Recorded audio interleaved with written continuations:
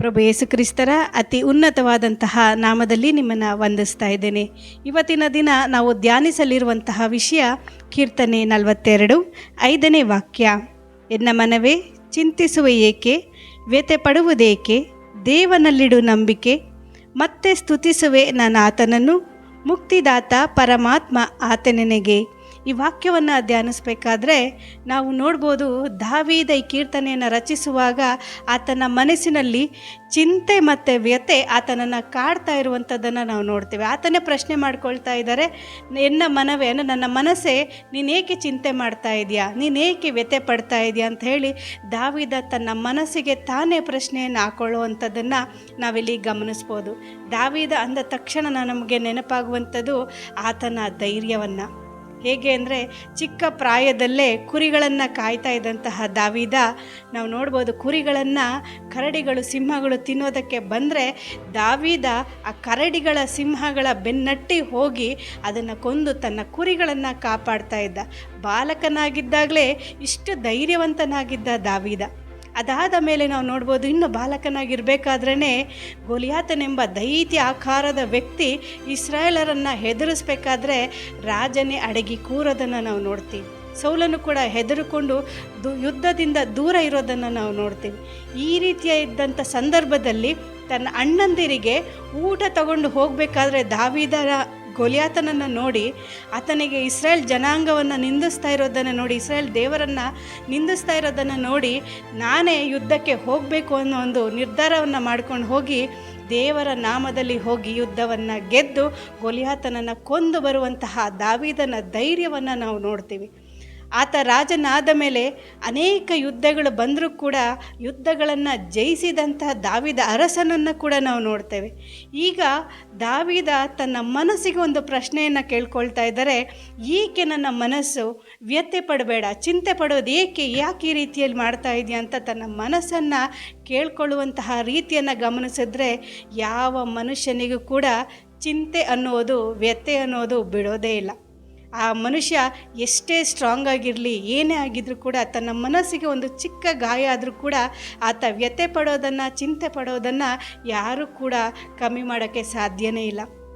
ಅದೇ ರೀತಿಯಲ್ಲಿ ಇಲ್ಲಿ ದಾವೀದನು ಕೂಡ ನಾವು ನೋಡ್ಬೋದು, ಆತ ತನ್ನ ಮನಸ್ಸಿಗೆ ಪ್ರಶ್ನೆ ಮಾಡ್ಕೊಳ್ತಾ ಇದ್ದಾರೆ, ಎನ್ನ ಮನವೇ ಚಿಂತಿಸುವೇಕೆ, ವ್ಯಥೆ ಪಡುವುದೇಕೆ. ಹಾಗಾದರೆ ಈ ರೀತಿಯಲ್ಲಿ ಚಿಂತೆ ಇರುವಂತಹ ದಾವೀದ ಅದೇ ವಾಕ್ಯದಲ್ಲಿ ಒಂದು ಉತ್ತರವನ್ನು ಕೂಡ ಕೊಡ್ತಾ ಇದ್ದಾರೆ. ಜೊತೆಯಲ್ಲಿ ದಾವೀದ ಯಾಕೆ ಈ ರೀತಿಯಲ್ಲಿ ಚಿಂತೆ ಮಾಡ್ತಾ ಇದ್ದಾರೆ, ದಾವೀದನಿಗೆ ಹೊರಗಿನ ಶತ್ರುಗಳಿಗಿಂತ ತನ್ನೊಳಗೆ ಬಾಧಿಸುತ್ತಿರುವಂತಹ ಆ ಚಿಂತೆಗಳು, ಆ ವ್ಯಥೆಗಳೇ ಆತನನ್ನು ಬಹಳವಾಗಿ ಪೀಡಿಸೋದನ್ನು ನಾವು ನೋಡ್ತೀವಿ. ಈಗ ನಾವು ನೋಡ್ಬೋದು, ನಾವು ಹೊರಗಡೆ ಬಹಳ ಚೆನ್ನಾಗಿರ್ತೀವಿ, ಏನೇ ಬಂದರೂ ಫೇಸ್ ಮಾಡ್ತಾ ಇರ್ತೀವಿ ಹೊರಗಡೆ. ಆದರೆ ನಮ್ಮ ಮನಸ್ಸಲ್ಲಿ ಬರುವಂತಹ ಚಿಂತೆ ಮತ್ತು ವ್ಯಥೆಯನ್ನು ನಾವು ಫೇಸ್ ಮಾಡೋದಕ್ಕೆ ಬಹಳನೇ ಕಷ್ಟಪಡ್ತೀವಿ. ಆದರೆ ಯಾಕೆ ದಾವೀದನಿಗೆ ಇಷ್ಟು ಧೈರ್ಯವಂತಹ, ಇಂಥ ವೀರನಾಗಿರುವಂತಹ ದಾವೀದನಿಗೆ ಈ ರೀತಿಯಲ್ಲಿ ಚಿಂತೆ ವ್ಯಥೆ ಕಾಡ್ತಾ ಇದೆ ಅಂದರೆ ಅದಕ್ಕೆ ಯಾವುದು ಅನ್ನೋದನ್ನು ನಾವು ನೋಡೋಣ. ಕೀರ್ತನೆ 42:3 ಎಲ್ಲಿ ನಿನ್ನ ದೇವನಲ್ಲಿ ಎಂದು ಜನ ಜರೆಯುತ್ತಿರಲು. ಅಲ್ಲಿ ನಾವು ನೋಡ್ಬೋದು, ದಾವೀದನ ವ್ಯಥೆಗೆ, ದಾವೀದನ ಚಿಂತೆ ಯಾವುದು ಅಂದರೆ ನಿನ್ನ ದೇವನಲ್ಲಿ. ಎಲ್ಲಿ ನಿನ್ನ ದೇವರು. ಈಗ ನಾವು ನೋಡ್ಬೋದು, ಒಬ್ಬ ಮನುಷ್ಯ ಅಂದಮೇಲೆ ಆತನಿಗೆ ಕಷ್ಟ ಸುಖ ಎಲ್ಲ ಕೂಡ ಇರುತ್ತೆ. ಒಬ್ಬ ಪ್ರಾರ್ಥನೆಯಲ್ಲಿರುವಂಥ ವ್ಯಕ್ತಿಗೆ ಅಕಸ್ಮಾತಾಗಿ ಏನಾದರೂ ಒಂದು ರೀತಿಯಲ್ಲಿ ಕಷ್ಟನೋ ಏನಾದರೂ ಸಡನ್ನಾಗಿ ಸಂಭವಿಸಿದ್ರೆ ಎಲ್ಲರೂ ಕೂಡ ಕೇಳುವಂಥ ಪ್ರಶ್ನೆ ಯಾವುದು ಅಂದರೆ, ಎಲ್ಲಿ ನಿನ್ನ ದೇವನಲ್ಲಿ. ನೀವು ಪ್ರಾರ್ಥಿಸ್ತಾ ಇದ್ರಲ್ಲ, ಆ ದೇವರೆಲ್ಲಿ ಅಂತ ಕೇಳ್ತಾರೆ. ಅದು ನಮಗೆ ಬಹಳನೇ ಮನಸ್ಸಿಗೆ ನೋವು ಮಾಡುತ್ತೆ. ಅದೇ ರೀತಿಯಲ್ಲಿ ದಾವೀದನ ಜೀವಿತದಲ್ಲಿ ಯಾವುದೋ ಒಂದು ಚಿಂತೆ, ಯಾವುದೋ ಒಂದು ವ್ಯಥೆ ಕಾಡಿಸ್ತಾ ಇದ್ರೂ ಕೂಡ, ಆದರೆ ಜನರು ಆಡ್ತಾ ಇರುವಂತಹ ಮಾತು ಎಲ್ಲಿ ನಿನ್ನ ದೇವನಲ್ಲಿ ಅನ್ನೋ ಮಾತು ದಾವೀದನಿಗೆ ಬಹಳ ಸಂಕಟವನ್ನು ಕೊಡ್ತಾ ಇದೆ. ಅದಕ್ಕೆ ದಾವೀದ ಹೇಳ್ತಾ ಇದ್ದಾರೆ, ಕಂಬನಿಯೇ ನನಗನ್ನಪಾನವಾಗಿಹುದು ಹಗಲಿರುಳು. ಅಂದರೆ ತನ್ನ ಕಣ್ಣೀರೇನೆ ಅನ್ನ ಆಹಾರ ಆಗೋಗ್ಬಿಟ್ಟಿದೆ, ಆ ನೀರು ಕೂಡ ಅದೇ ಆಗೋಗ್ಬಿಟ್ಟಿದೆ ಅಂತ ದಾವೀದನ ಮನಸ್ಸು ಚಿಂತೆ ಮಾಡ್ತಾ ಇದೆ. ಎರಡನೇದಾಗಿ ದಾವೀದನ ಮನಸ್ಸಲ್ಲಿರುವಂಥ ಚಿಂತೆ ಯಾವುದು ಅಂದರೆ 42ನೇ ಅಧ್ಯಾಯ 10ನೇ ವಾಕ್ಯ, ನಿನ್ನ ದೇವನಲ್ಲಿ ಎಂದು ವಿರೋಧಿಗಳು ಸತತ ಹಂಗಿಸುವಾಗ. ನಿನ್ನ ದೇವರಲ್ಲಿ ಅಂತ ಯಾರು ಹಂಗಿಸ್ತಾ ಇದ್ದಾರೆ ದಾವೀದನನ್ನು ಅಂದರೆ, ಮೊದಲನೇದಾಗಿ ನಾವು ನೋಡ್ತೀವಿ ಜನರು. ಅಂದರೆ ನಮ್ಮವರೇ ನಮ್ಮನ್ನು ಹಂಗಿಸುವಂಥದ್ದು. ಎರಡನೇದಾಗಿ ನಾವು ನೋಡ್ತಾ ಇದ್ದೀವಿ, ವಿರೋಧಿಗಳು ಹಂಗಿಸ್ತಾ ಇದ್ದಾರೆ ದಾವೀದನನ್ನು. ಇದೆರಡು ಕೂಡ ದಾವೀದನ ಮನಸ್ಸಿನಲ್ಲಿ ಚಿಂತೆಯಾಗಿ ವ್ಯಥೆಯಾಗಿ ಕಾಡ್ತಾ ಇದೆ. ಹಾಗಾದರೆ ದಾವೀದ ಹೇಗೆ ಈ ಚಿಂತೆಯಿಂದ ಈ ವ್ಯಥೆಯಿಂದ ಹೊರಗಡೆ ಬರ್ತಾರೆ? ಈಗ ನಾವು ನೋಡ್ಬೋದು, ನಮ್ಮ ಜೀವಿತದಲ್ಲೂ ಕೂಡ ಅನೇಕ ಚಿಂತೆಗಳಿದೆ. ಅನೇಕ ರೀತಿಯಲ್ಲಿ ಜನರಾಡುವಂತಹ ಮಾತುಗಳು, ನಮ್ಮ ವಿರೋಧಿಗಳು ಆಡುವಂತಹ ಮಾತು, ನಮ್ಮ ಸ್ವಂತದವರೇ ಆಡುವಂತಹ ಮಾತುಗಳು ನಮ್ಮನ್ನು ಚಿಂತೆಗೂ ವ್ಯಥೆಗೂ ತಳ್ಳೋದನ್ನು ಕೂಡ ನಾವು ನೋಡಿದ್ದೀವಿ. ಹೇಗೆ ದಾವೀದ ಹೊರಗಡೆ ಬರ್ತಾರೆ? ಅದೇ ಕೀರ್ತನೆಯಲ್ಲಿ ದಾವೀದ ಕೀರ್ತನೆ 42:11 ಎನ್ನ ಮನವೇ ಚಿಂತಿಸುವೆ ಏಕೆ, ವ್ಯಥೆ ಪಡುವೆ ಏಕೆ, ದೇವನಲ್ಲಿಡು ನಂಬಿಕೆ. ತನ್ನ ಮನಸ್ಸಿಗೆ ಪ್ರಶ್ನೆ ಮಾಡ್ಕೊಳ್ತಾ ಇದ್ರು, ಚಿಂತೆ ಯಾಕೆ, ವ್ಯಥೆ ಯಾಕೆ ಅಂತ. ಅದೇ ವಾಕ್ಯದಲ್ಲಿ ದಾವೀದ ಉತ್ತರವನ್ನು ಕೂಡ ಕೊಡ್ತಾ ಇದ್ದಾರೆ, ದೇವನಲ್ಲಿಡು ನಂಬಿಕೆ. ಅದೇ ಚಿಂತೆ, ಅದೇ ಪ್ರಶ್ನೆಯನ್ನು ಮೂಡ್ತಾ ಇರುವಂಥ ಅದೇ ಮನಸ್ಸಲ್ಲಿ ಇನ್ನೊಂದು ಮಾತು ಬರ್ತಾ ಇದೆ, ದೇವನಲ್ಲಿಡು ನಂಬಿಕೆ, ಮತ್ತೆ ಸ್ತುತಿಸುವೆ ನಾನಾತನನ್ನು, ಮುಕ್ತಿದಾತ ಪರಮಾತ್ಮ ಆತ ನನಗೆ. ಹಾಗಾದರೆ ನಮ್ಮ ಮನಸ್ಸಲ್ಲಿ ಯಾವುದಾದ್ರೂ ಚಿಂತೆ, ದುಃಖ, ವ್ಯಥೆ ಇದ್ದರೆ ನಾವು ಹೇಗೆ ಹೊರಗಡೆ ಬರೋದು ಅಂದರೆ, ದಾವೀದ ನಮಗೆ ಒಳ್ಳೆಯ ಉದಾಹರಣೆಯಾಗಿದ್ದಾರೆ.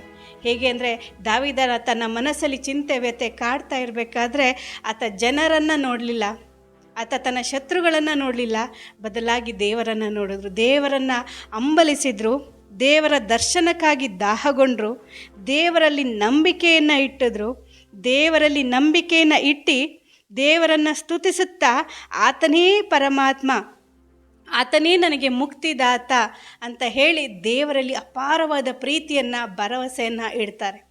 ಹಾಗಾದರೆ ನಾವು ಕೂಡ ನಮ್ಮ ಚಿಂತೆ ತುಂಬಿದ ಮನಸ್ಸಿಗೆ ಯೇಸು ಸ್ವಾಮಿಯನ್ನು ಬಂಡೆಯನ್ನು ಇಟ್ಟಾಗ ನಮ್ಮ ಮನಸ್ಸು ಖಂಡಿತವಾಗ್ಲೂ ಚಿಂತೆಯಿಂದ ಹೊರಗಡೆ ಬರುತ್ತೆ.